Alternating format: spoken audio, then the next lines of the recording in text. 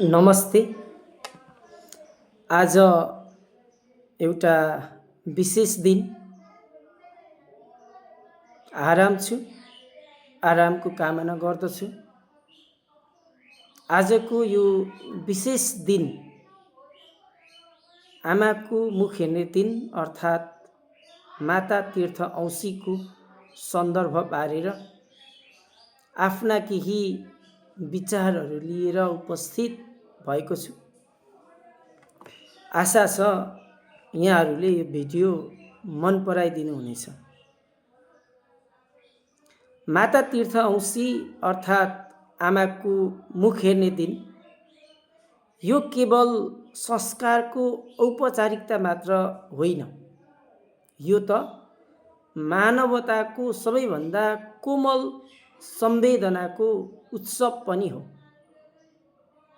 यो दिन आमाको अनुहारमा देखिने ममता, त्याग र अनन्त प्रेमको उज्यालोले सन्तानको जीवन आलोकित हुन्छ अर्थात् रमाउँछ। मातृदेवो भव भन्ने वाक्य केवल शास्त्रको बाणी होइन, यो जीवनको गहिरो सत्य हो। किनकि आमाको काखमा संसारको सबैभन्दा सुरक्षित सुख र स्वर्ग प्राप्त हुन्छ। तर विडम्बना, यही समाजमा कतिपय यस्ता मानिसहरू पनि हुनुहुन्छ जसले आमाको मायाबाट वञ्चित हुनु परेको छ, अनि त्यो मायाबाट वञ्चित हुनु परेको सन्दर्भ भने व्यक्ति अनुसार फरक पनि हुन सक्छ। कसैको आमालाई समयले खोस्यो होला, कसैलाई परिस्थितिले टाढा पार्यो होला, कसैले आफ्नै आमाको काखमा हुँदा पनि हेला र उपेक्षा भोग्नु परेको होला। त्यसैले आमाको माया नपाएका हृदयहरू भित्रै रित्तिएको पनि हामीले देखिरहेका छौँ। त्यसैले आमा जीवनको पहिलो आश्रय र आत्माको पहिलो भाषा हुनुहुन्छ। आमा केवल जन्मदात्री मात्र होइन, आमा त पहिलो गुरु, पहिलो साथी र पहिलो प्रेरणा पनि हुनुहुन्छ। आमाका हातमा स्पर्शको औषधि लुकेको छ।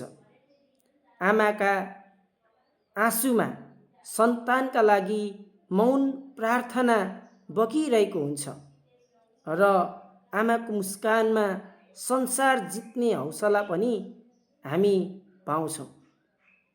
त्यसैले आमालाई सम्मान, सेवा र समय दिनु हामी सन्तानहरूको पहिलो कर्तव्य हो।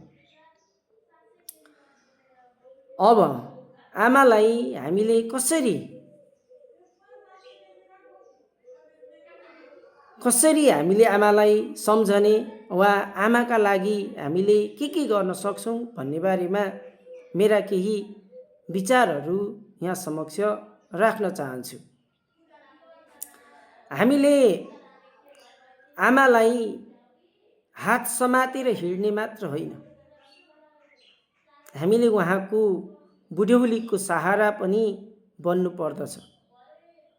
हामीले आमाको त्यागलाई सम्झने मात्र होइन, हामीले त उहाँको त्याग र ममतालाई प्रतिफलस्वरूप प्रेम फिर्ता दिनु पनि पर्दछ।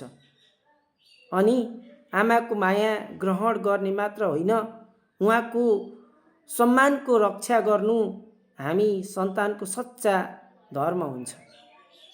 त्यसैले आमा जीवनको आरम्भ होइन, अस्तित्वको आधार हुनुहुन्छ।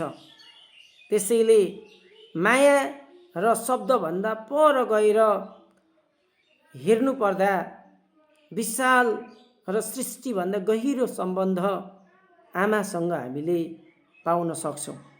त्यसैले आशा छ हामी सबैले आमाको महिमालाई बुझ्नेछौँ र आमाले सन्तानका लागि जति कर्तव्य निभाउनु भएको छ, प्रतिफलस्वरूप हामीले पनि आमाप्रति सेवाभाव र समर्पण देखाउनेछौँ र एउटा सन्तान हुनुको दायित्व पुरा गर्नेछौँ भन्ने अपेक्षासहित संसारभरका तमाम आमाहरूलाई पुनः एकपटक माता तीर्थ औँसीको सुखद उपलक्ष्यमा सुस्वास्थ्य, दीर्घायु र उत्तरोत्तर प्रगतिको कामना गर्न चाहन्छु।